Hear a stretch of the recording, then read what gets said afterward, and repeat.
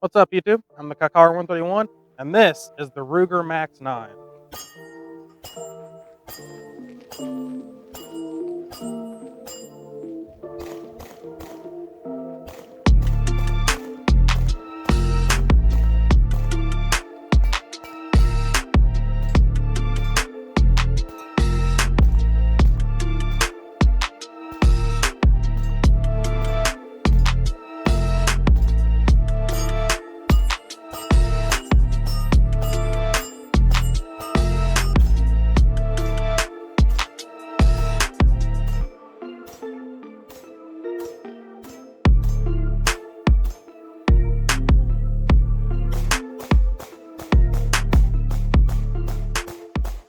Finally, after like a year and a half of uploading videos to YouTube, I finally have my first actual gun review. I've done a lot of gear, gel test, armor test, stuff like that, but this is my first actual gun. I'm pretty happy with it too. This is the Ruger Max-9. It's Ruger's entry basically into the micro compact 9mm category. Basically, they got started with the Sig P365. Came out at this point, I don't know, 3 or 4 years ago, something like that. And I think the Sig P365, a lot of people would agree, actually was a game changer. Game changer is kind of overused in the gun world a little bit because it sounds so big and so awesome. But a lot of things don't actually change the game. The Sig P365 really did. It was, as near as I can tell, sort of the first handgun that really brought uh, a actually very compact handgun that still had, you didn't compromise a whole lot. You still got 10 rounds of full power 9mm. You really weren't compromising much, but you were getting a very small, very easy to conceal handgun. And this is Ruger's basically their entry into that same category. Let's hit price out real quick. So the Max-9 goes for, it really depends on where you look, but generally average I would say is low 400s. So I got mine 6, 8 months ago, probably at this point, from Big Daddy Unlimited for like 380, 385. So decent little savings there, but I've seen it genuinely everywhere from high 300s to low 400s, again, sort of the average. But I've seen it upwards of 450 to 480. So if you are going to look at this, I'd highly recommend you shop around, because you should be able to find it for around the low 400 mark. So as far as breaking down the Ruger Max-9, if you need to clean it or inspect parts or anything, first thing you're going to do, obviously make sure it's empty. Got an empty mag in it, but no mag in it, nothing in the chamber. Drop the striker. Now you have a little lever right here. This is where it differs from some other modern handguns.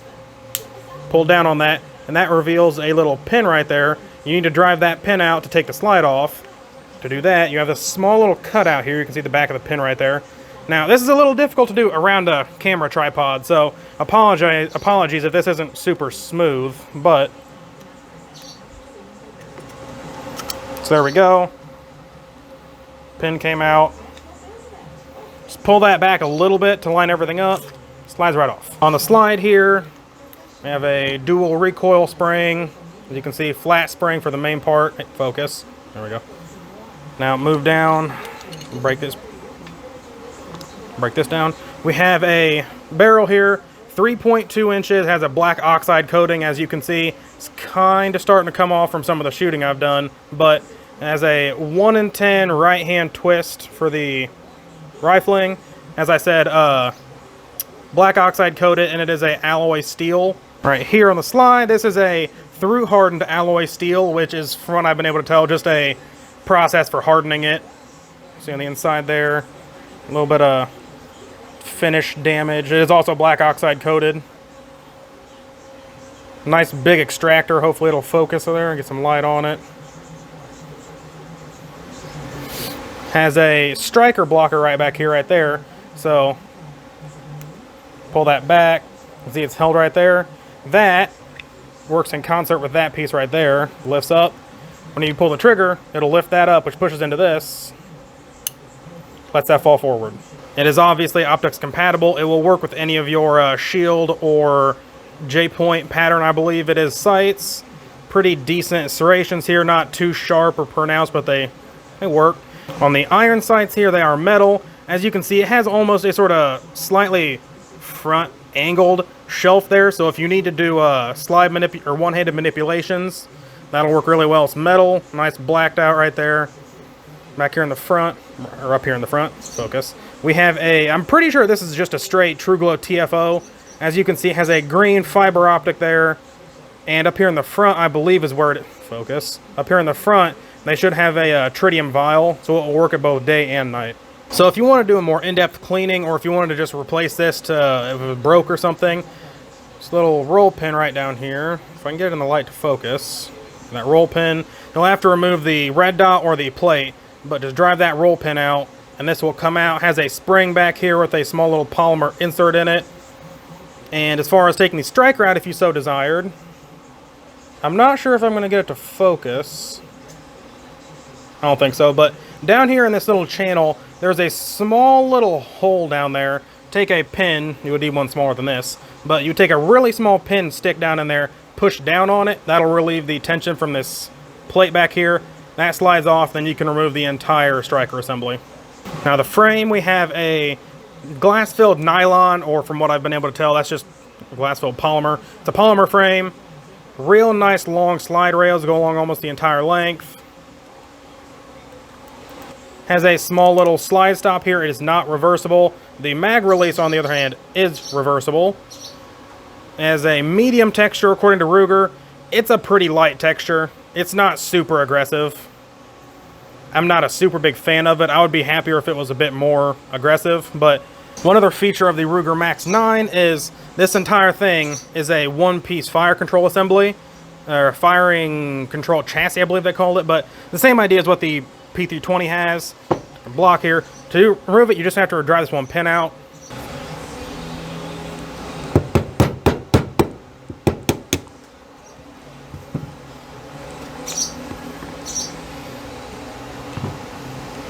Just like that. Drive this pin out. It feels like polymer. It's like a polymer pin, but drive it out. And then this entire assembly will pull out.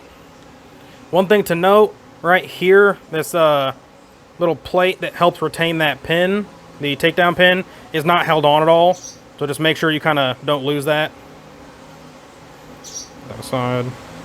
Other than that, though, this is the firing control chassis. This is also this is what the ATF considers, I got my air quotes ready, the firearm. This is the actual part that has the serial number on it. As far as reassembling it, it's pretty in-depth, so you might need to be a qualified gunsmith to do it.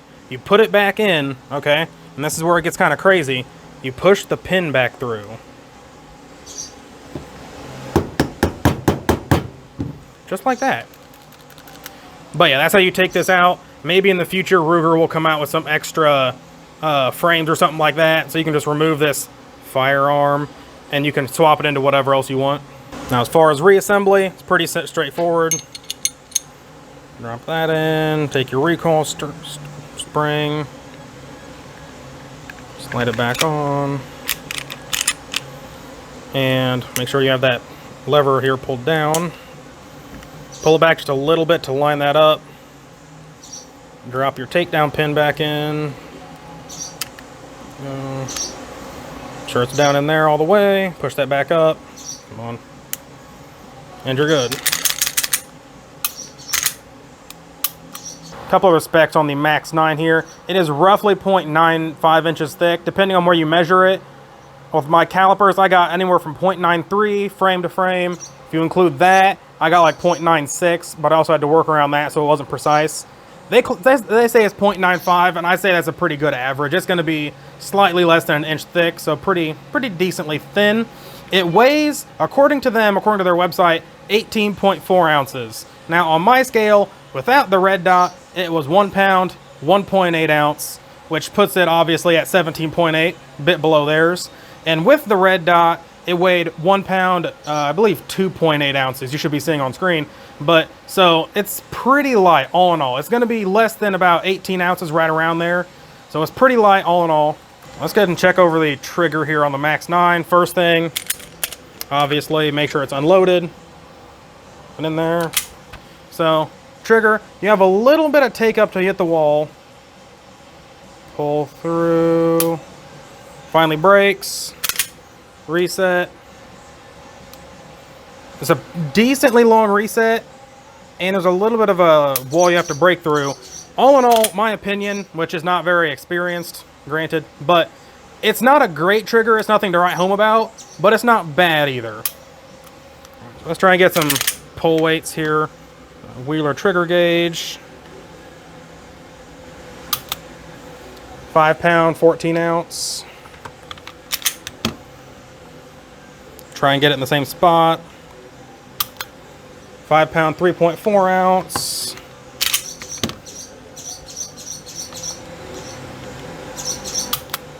5-pound, 6.9. Get one or two more, but this is pretty close to what I've been getting on general when I've done this. 5-pound. So that's the issue with using one of these trigger gauges. Depending on where you put it on the trigger, I can make this like a 3-pound trigger or like a 6-pound trigger. But in general, it is pretty close to that average down there in the bottom. Around 5.5 pounds is what I'm getting for the trigger. It really is nothing special, frankly, but it's not bad either. Reliability on the Max-9. Kind of an important thing to watch out for on a concealed carry handgun in case you have to use it to defend your life or something. I'm pleased to say I have about 1,000 rounds through this, and I can only think of one like actual reliability or feeding problem I ever had. Very first magazine I ever did, I actually did a video of it, but the very first video I ever did, I had one round left in the magazine, and it randomly locked back. This is empty now, but it randomly locked back. Now, if you look around on some of the forums and online, some other people's reviews, they'll say that that's a rampant issue they've had, where it will consistently throughout. Sometimes I've read every mag, it will randomly lock the slide back when there's still rounds in the chamber. I don't know what to say about that, other than that mine only did it one time on the very first mag, and that was it. Other than that time, I've had no feeding, no reliability issues at all, and that is including a couple magazines of some various self-defense ammo. Uh, Federal, Winchester. I think I did some NPA Kilo rounds. I shot one or two mags through it with my preferred 9mm self-defense load, the Underwood Extreme Defender, 90 grain plus P. It's like all of it perfectly fine. I did run into one issue, and that was this little takedown pin catch here. I'll throw some pictures or a video in, but I'm not sure how. Absolutely just blows me away how this happened. Somehow, I was shooting it and I happened to glance at it and notice that it was broken. And this is the weird thing. The way it was positioned in the frame, it looked like it had gotten flipped or turned upside down. I don't know how it happened. I like to think I'm not stupid enough to put it back in upside down. It's one of the craziest things I can imagine. Somehow, it's supposed to go like this, flat part of the top, push it down, you can pull that pin out. Whenever I took it out and I noticed that it was Whenever I noticed it was broken and I pulled it out, the rounded part at the bottom was at the top. I don't know. Somehow it got flipped around and that top part got broken off. Now, despite that, it ironically still continued to function perfectly fine, but I did want to note that somehow it had broken. I'm going to take the blame for it and say I somehow put it back in upside down.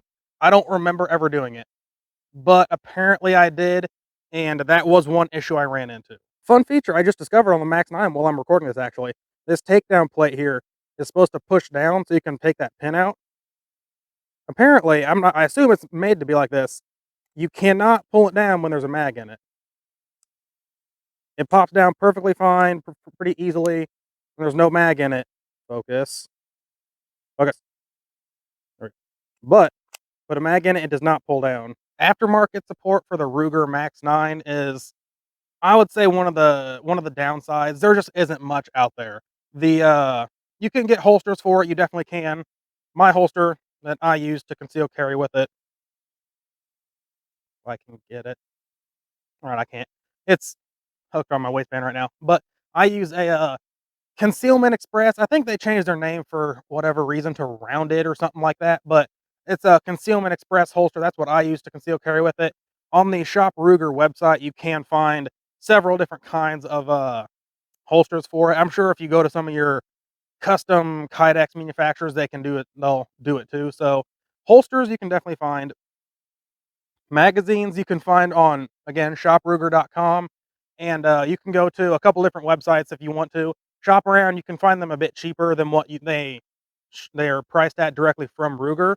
So you can find magazines, holsters, uh, iron sights. Okay, so the iron sights that come standard on it, perfectly fine in my opinion, but you can get direct replacement sights from Ruger. Again, however, and I might get this wrong, I found one article talking about it. I'll throw the article up so you can see. But I believe the front sight is a Smith& Wesson M&P and the rear sight is a Smith& Wesson Core.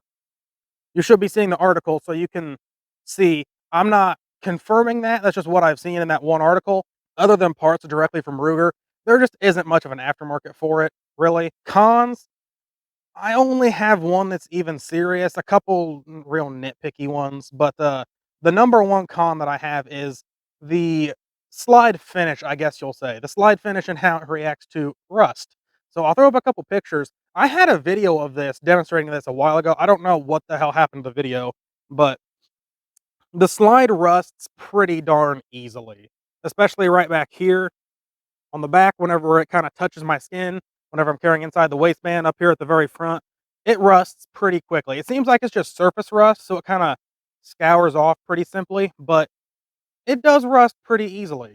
So if you live somewhere that's hot or humid or something like that, somewhere you're going to be inside the waistband carrying this, you might be sweating on it. You're definitely going to want to keep a layer of CLP or oil or something on it because just to stop that rust. A couple other of the cons that I think are real nitpicky, honestly, is the trigger. Since I've gotten significantly more rounds downrange with it, since I did my actual trigger or overview, I guess you could say, uh, I've changed my opinion a little bit.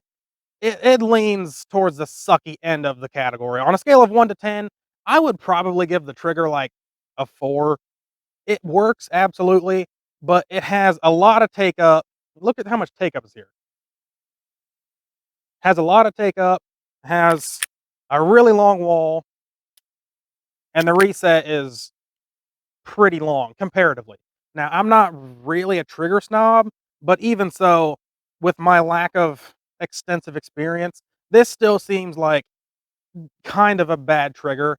However, I don't want to call that like a serious con because it still gets the job done. It's kind of like the stock Glock triggers.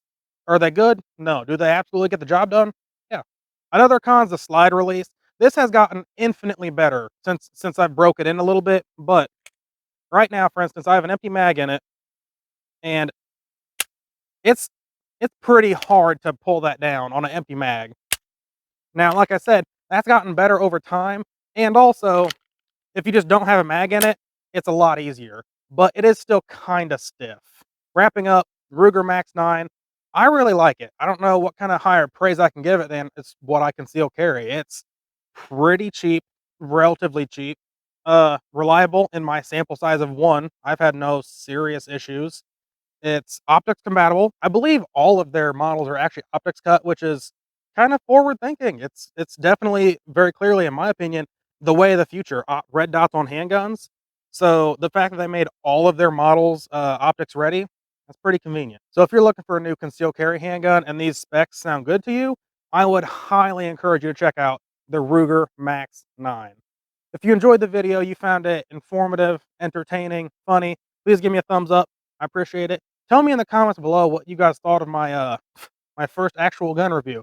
Tell me what you liked, what you didn't like, what you want to see me change, so I can make my future reviews a little better. If you want to see more content like this in the future, subscribe. It means a lot to me.